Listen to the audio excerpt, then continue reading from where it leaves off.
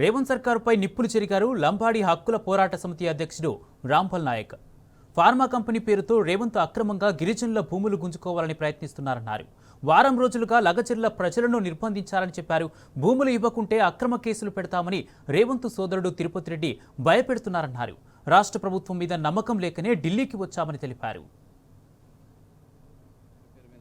అక్రమంగా లంబాడీలు భూములు గుంజుకోవాలని చెప్పి ఇలా రేవంత్ రెడ్డి సర్కారు కుట్ర చేస్తున్నది. ఎందుకంటే తన సొంత నియోజకవర్గంలో లగాచెర్ల గ్రామం రోటిబండ తండా దాదాపు 4-5 తండాలకు సంబంధించిన ఆ తండా వాసులను గత వారం రోజులుగా అక్రమంగా కేసులు బనాయించి జైల్లో పాలు చేసి పోలీసులతోని మొత్తం తండాలన్నీ 144 సెక్షన్ పెట్టి మొత్తం నిర్బంధం చేసి ఈరోజు చాలామంది అక్కడ తండాలలో ఎవ్వరు ఒక మగ మనిషి కూడా లేకుండా ఎలా ప్రభుత్వం కుట్ర చేస్తున్నది.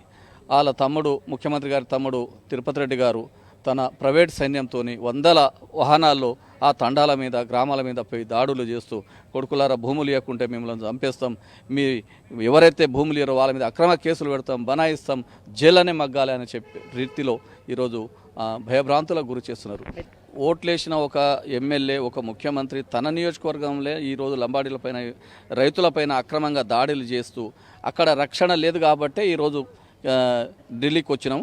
రాత్రి మొత్తం 1 గంటకు కరెంట్లు బంద్ చేసి మా మహిళలను తాకరాని చోట్ల తాకుతూ ఈరోజు విపరీతమైన హింసలకు గురి చేస్తున్నారు. కాబట్టి చాలామంది మాకు అక్రమంగా నిర్బంధం చేసి పోలీస్ స్టేషన్లో తీసుకుపోయి కొట్టి విపరీతమైన దాడులు చేసి చేతులన్నీ నల్లగా ఈపులన్నీ కమిలిపోయి ఉన్నాయి. కాబట్టి వాళ్ళ జైల్లో, సంగారెడ్డి జిల్లా జైల్లో ఉన్నారు. కాబట్టి ఇట్లా ఇంకా చాలామంది ఆ జైళ్లకు, ఆ పోలీసులకు భయపడి ఎక్కడెక్కడనో వేరే వేరే ప్రాంతాలకు పారిపోయారు. వాళ్ళు ఉన్నారా, బతికిరా. కాబట్టి ఆ రాష్ట్ర ప్రభుత్వం మీద నమ్మకం లేకనే ఈరోజు ఈ ఢిల్లీలో మానవ హక్కుల కమిషన్ కానీ, అదేవిధంగా ఎస్టీ కమిషన్ కానీ, అదేవిధంగా ఎస్సీ కమిషన్ కానీ, అదేవిధంగా ఉమెన్స్ మహిళా కమిషన్ కలిసి మా బాధను, మా గోడును వివరించి మాకు న్యాయం జరిపించండి, రాష్ట్ర ప్రభుత్వం మా లంబాడీలపైన అక్రమంగా కేసులు పెట్టి మా భూములను గుంజుకోవాలని ఒక ప్రయత్నం చేస్తున్నది.